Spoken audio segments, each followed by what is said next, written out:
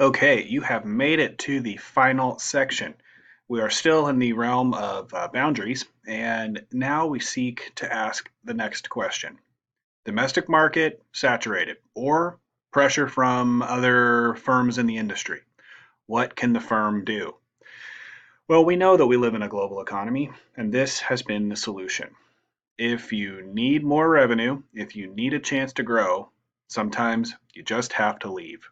So when firms need a change in strategy, when they need to think about economies of scale, changing cost structure, being closer to resources, thinking about where they could increase horizontal bounds, where they might be able to vertically integrate, again, closer to the supply chain, where they may not have competition, so reduction in market pressure, where they may face easier political, economic, social, and maybe advanced technological capacity, they might seek to internationalize. So that's the last subject of your paper. You're asking, has my company or has my group internationalized, and why did they do it? And if they haven't yet, when might they? What kind of conditions would they look for? And why would it make economic sense? So we'll go through just a few ideas that will help you to focus on this question of the global bounds of your strategic group. The question might be, well, why do it? A couple of easy first takes. Well, the size of the firm.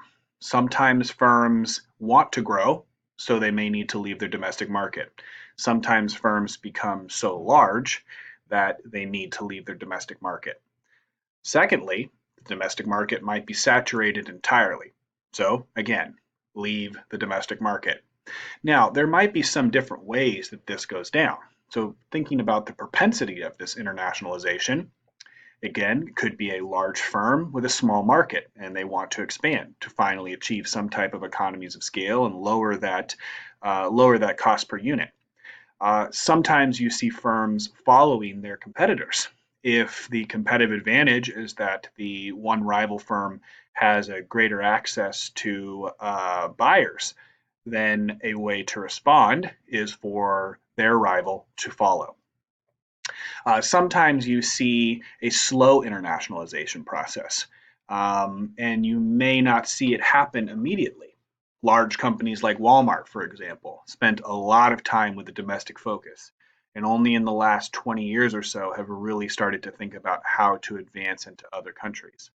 Their model was very US specific. How will they take that same model and put it into a international based environment?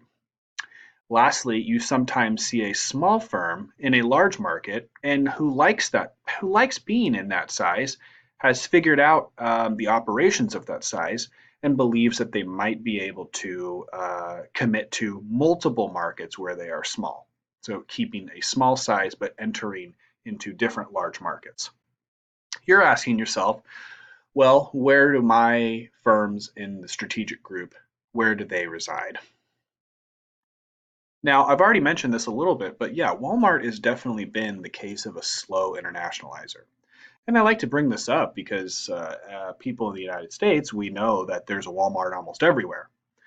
And it's gotten to the point where there are so many that if you look at the Walmart locations in the US, one of the links above, you will see it's pretty much everywhere. They focused on rural areas. They now have focused on metro areas. We know that they have changed store type. We know that they have basically started to enter into lots of different ways so that consumers will go to Walmart or one of Walmart's smaller based stores like neighborhood markets and things like that.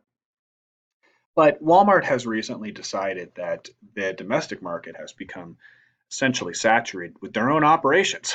And big box has been on the decline given competition from online retail, in which case they have sought to internationalize in the last 20 years to refresh their revenue base and also to put their footprint in emerging markets. So take a look at these couple of clips here and get a sense of how they have had to operate in other countries.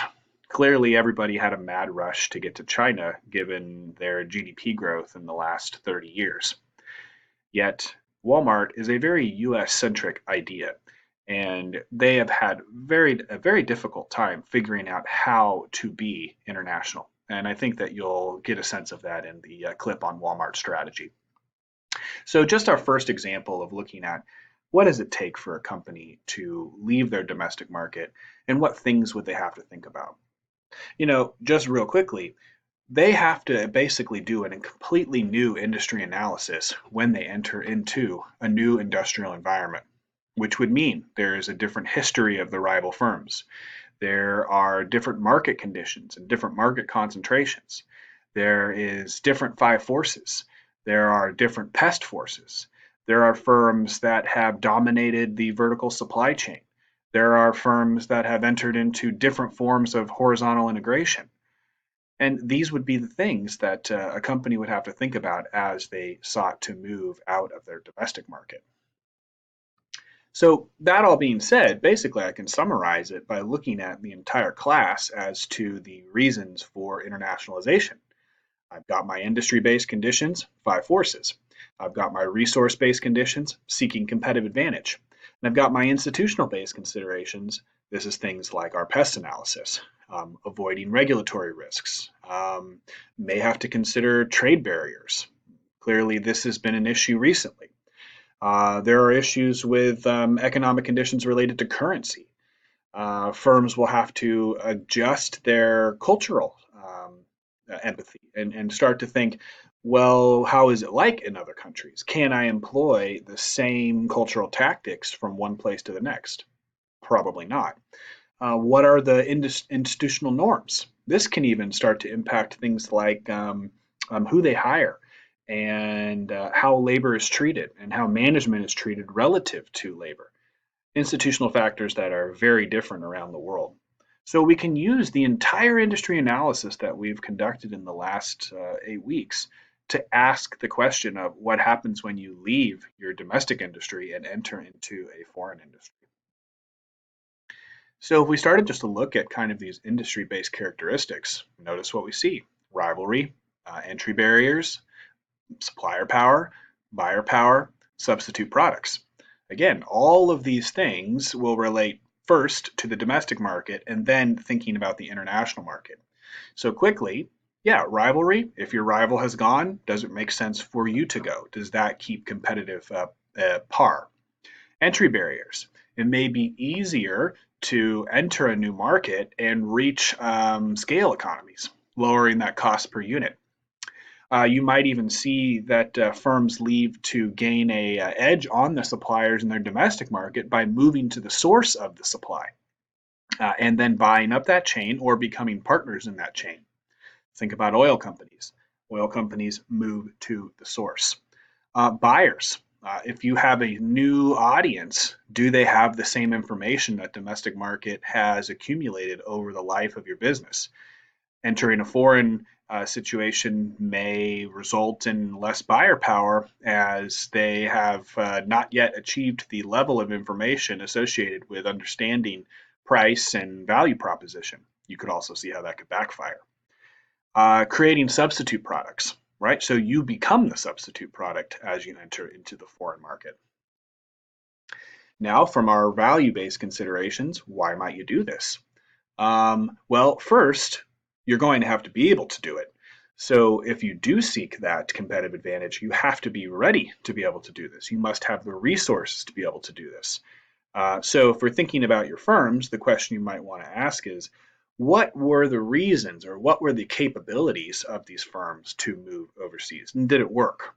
I provide an example here of Domino's. It took Domino's a couple of decades, few decades, to figure out the domestic market enough and the franchise model enough so that they could say, well, what would it take to operate in Mexico? What would it take to operate in India? What would it take to operate in England? And later in this PowerPoint presentation, and the main one in your files on Canvas, you'll see that they really had to focus on understanding different cultures. Another example is Superbus. You may not be familiar with Superbus, but they are a rival to Greyhound.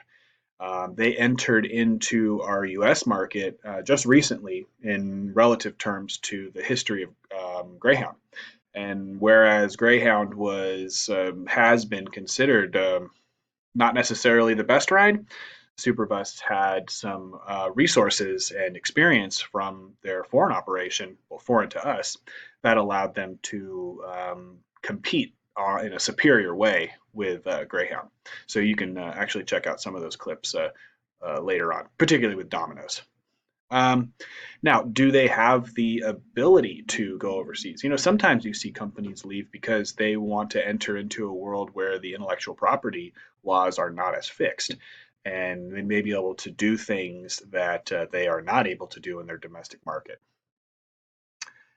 Okay, now there could be some other issues that come about as to why a firm would internationalize, or at least what they would also need to think about. And it comes down to two sides of this coin, regulatory risks. So firms may enter because regulatory risks are lower. Firms may not enter because regulatory risks are high. Many countries in the world are not necessarily very nice to foreign companies entering into their country. If they do, they have to obey very different sets of rules than domestic firms.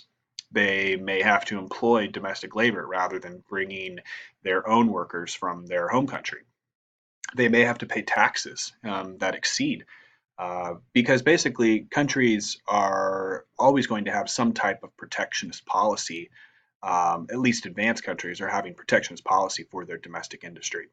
Rival firms from outside will face different restrictions if they would like access to those markets. Now, the question then might be, well, why did they enter where they did? Again, I've kind of alluded to, well, maybe it's closer to the supply chain. There could be specific geographic advantages, close to a port. There could be certain types of human capital issues, certain types of labor. So if you think about foreign companies coming to the US, tech firms, where they want to be, for decades it was Silicon Valley. They wanted to be close to the source of technological innovation. So firms leave and seek to enter places where the natural resources are, where markets are growing, where they may have the labor that promotes efficiency and innovation. Um, Now, I have a really fun example here that it's kind of dear to my heart. Oh, beer. Well, you're almost to the end of your paper, so you should be thinking about beer pretty soon here, or some type of beverage to help deal with the pain of this whole process. So this is kind of a fun one, and it is the same question that I'm asking in this slide, where to enter. So this is the story of Stone Brewing Company in Escondido, California, basically San Diego. Now, you may know that the craft beer industry, has really, really been moving in the last 20 years. But what we didn't see a lot of was U.S. craft beer companies internationalizing. While they may engaged in some type of export model, we did not see greenfield operations until very recently. One of the first was Stone Brewing Company. So where would they go? What type of culture would be open towards beer, specifically very hoppy beer? What type of factors would they need to take in consideration as they entered this place? So I want you to watch these three clips, and they're kind of fun. And if it's if it's in the evening, then maybe get yourself a stone beer and enjoy the clip with the product that they produce. If it's the morning, well, you know, don't. All right, so take a look at those and just to think about where to enter. Now, moving forward. Okay, so we've talked just a little bit about this. I kind of just gave a brief overview here. But it's, yeah, where to enter, where would you go? You would think, how do I get the things that I use to make my good or service so that it will be cheaper, right? I want to avoid transaction costs. So you should be asking yourself, have the firms in my strategic group gone to other places and utilized any of the resources that were local? Have they gone to places to find new customers? Have they gone to places to find low cost labor or other low cost inputs? Or, like I mentioned before, are they going to places to achieve what are called agglomeration economies? So, just like economies of scale, that lower cost agglomeration economies are where firms locate near other firms that provide inputs to avoid transaction costs. Now, we could also think of how this process goes down. Some firms have an issue with entering into a new market, and it may be cheaper to, rather than greenfield operation, buy your way in. Now, I give this example here of Asda, and for those of you who have been to Great Britain, Asda is now Walmart. And early on, Walmart recognized that it would be very difficult to enter into this market because Asda and Tesco are very similar to what Walmart has been trying to be. But basically, Tesco and Asda had the goodwill of the nation. So what did Walmart do? Well, don't start Walmart, just buy out Asda. Turn it into Walmart slowly. And for those of you that have been in Asda in the last 10 to 15 years, you know exactly what I'm talking about. It is exactly a Walmart. The bamboo floors, the lighting, the products. It is Walmart in a nutshell. And now it is a major rival of Tesco, which is a grocery and has expanded into becoming a little bit more of a retail store, but mostly grocery. So the thing is, firms enter where they fit. Walmart entered into this market first because the idea of a big box retail grocery store made sense. So that's something that you would have to consider is you're asking yourself, why did my firms enter into these markets?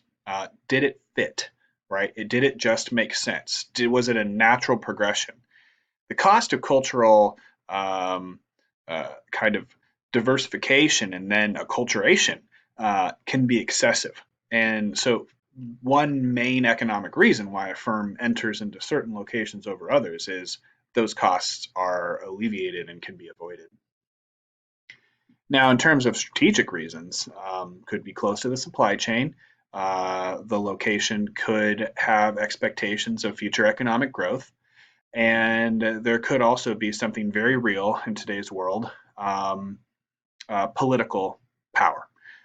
So firms sometimes enter into countries where they don't go through traditional market chains, but they work with local governments for better or for worse.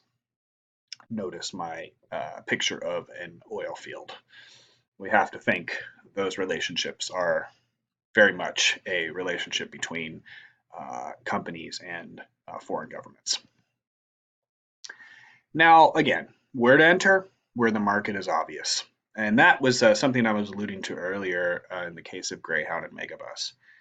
People knew how bus transport worked, but in the US, we pretty much gave up on it for long term or for long distance. What Megabus saw was an in, saw a changing culture and saw a changing age group.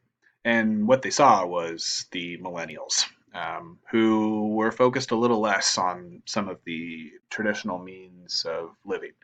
So maybe not always having two cars, a house, and so forth and so on, but liked the idea of bus travel and cheap bus travel. So how would they enter? Well, they could not be Greyhound. So they did something very interesting. They, one, did not build bus depots. Two, they said that they would have dollar fares depending upon the number of riders.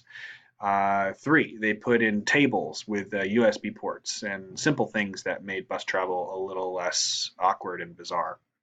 And they tried to camouflage the kind of status that Greyhound had accumulated over time.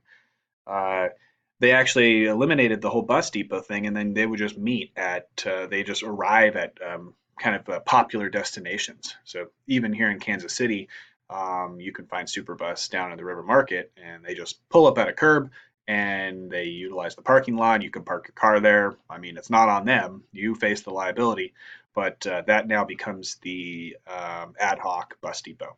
Kind of an interesting model, but it really, really worked for them, particularly in the East Coast. Now, there's a few ways that firms can enter in terms of the model, the structure. Now, these sound a little bit more academic than they really are. Home replication. All right, so just look at what I've written to explain it. Just duplicate the domestic operation. So if I did something here, I'm going to do it exactly the same way there. Really, really no big change. This, you may think, well, that's kind of like fast food. Fast food even has to really change to fit that cultural circumstance. But if it was some type of manufacturing plant, the way that they're going to manufacture really isn't going to change. So much so. That's kind of the benefit of this home replication model, is that you figured out how to do it. You should be able to do it anywhere. Localization. All right. So this would be more like the franchise model. You basically make everything about the same, except you change it up just a few pieces. You localize it just a little bit. Global standardization. Now, this is when we're getting into the bigger side of internationalization. This is where basically you're using the world as a workshop. Excuse me. This is where you have to say, okay, I don't need to think about culture at all. The purpose of this internationalization model is to find the cheapest and most value added supply chain. So if at home you face supplier pressure, well, use the world as a marketplace. Use one country for this input, use another country for this input, use another country for this input, and make the world a workshop. Lastly is this transnational approach. This is kind of like the huge international conglomerates. They would have to use the world as a workshop, but at the same time may need to focus on localness. So you can think of this like if you ever see a corporation that has, say, Samsung USA versus Samsung Europe, what they're doing is the world is their workshop in terms of production, but they localize their operations to appear as a local subsidiary. So you're asking yourself, okay, how have my firms gone about? And again, you may be in one or more of these categories depending upon the history of the firm. So they may have started out as a home replication, but through time have grown to be a transnational situation, or a combination of the other two as well. Now, firms would also have to say, okay, maybe there's another approach. Maybe I need to try it out first. So the case of Chipotle, very well received in the U.S. until a couple of mix-ups in the last 10 years. But they said, okay, well, maybe we can sell burritos around the world. So they entered into a couple of experiments by going into England and London particularly and seeing if Chipotle would work. They did not necessarily have the best results, but they were trying to figure out how a marketplace would work in different places. So you could also see this. It does seem to be the case with these franchised restaurants, Pizza Hut and McDonald's. They have to go and figure out what does the local audience like, and they do that on small scale experiments and then scale up based on what they find. Now, there could be even further. So we've gotten a sense of how to enter in terms of strategy. We've got the sense of where to enter in terms of could be industry pressure, could be resource pressure, could be pest pressure. So the next piece is, okay, well, what's it going to look like?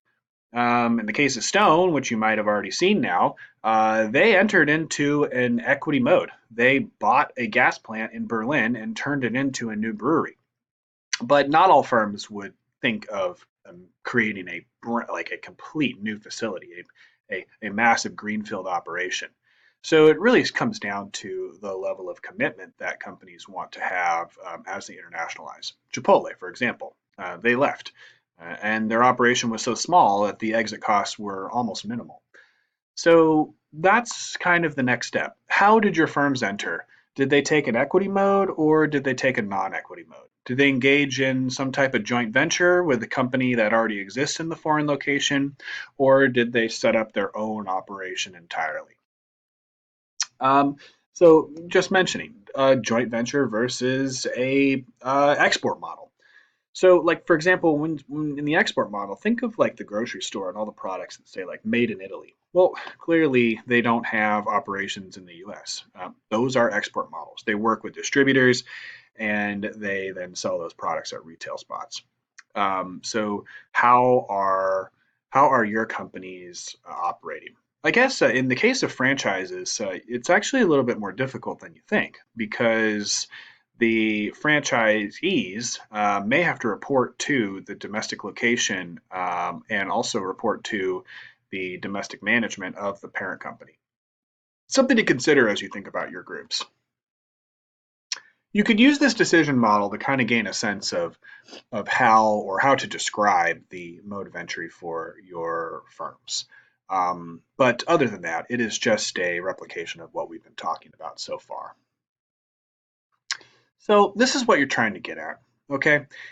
If your firms are globalizing, or if there is pressure to globalize, that's the argument you're trying to make here. What you're trying to do is say some discussion about how firms have globalized and what structure they took. Okay, so at this point in your paper, you've written so much, and this is really just kind of a final analysis here. Uh, how have they gone about expanding their markets? This will then lead you into your final analysis. Okay, so this is thinking about those final concluding remarks. And you're going to have to come back to this if your companies aren't necessarily global. Do you see it as a reasonable approach for your group? Is there pressure to do so? When do you think it's going to happen? So there won't be an entire segment or module for the concluding remarks. This is where your opinion comes in for your group, for yourself. What would you suggest to a new entrant? What would you say to a new rival before entering this market? You've done all this analysis in the last 7 weeks. What did you get from it? And what would you tell somebody if they paid you to provide them with information about this strategic group and industry as a whole? Additionally, if you had to talk to the firms in your group, where do you think they should go to ensure some type of continuity? So I think the final piece, you don't need to have any references here. This is really citing the work that you've done so far, a summary piece, but also kind of a forward-looking piece. A page or so I think would be fine, and really just trying to get at what's next. Maybe you say this is the end. The industry is mature. These firms seem to be in their static position. There doesn't seem to be a lot of growth opportunities. They just need to maintain status. Maybe you see something fundamentally different. Maybe the industry has been shaken up by five force factors or pest factors. What should these firms do? Maybe you see that the industry is very, very open and there is a lot of room for growth. What were some of the reasons or what are some of the facts that you found that would say your opinion at this point about what to do makes sense? So I hope that you did get something out of this last 7 weeks and this type of analysis. The main point is that when you're considering the business environment, it is not an easy process. When you're considering how an industry looks, it takes time and effort and research. When you're considering how to enter into a new marketplace, to be effective in that place, in that marketplace, you got to be ready. And more importantly, you have to have a strategy and also be ready for that strategy to change. So the tools that we've figured out in the last 7 weeks have really been about helping you develop an analytical process to judge the competitive environment, create market analysis, focus on what a forecast might look like for, say, the next couple of years, be prepared for the type of events that could change your strategy and keep you on your toes about what's coming next. So it's been a great class with you all, and I look forward to reading your work. And feel free to always keep in touch with me. Feel free to ask questions and the rest of your MBA career and professional career. And it was great to work with you. So, over and out.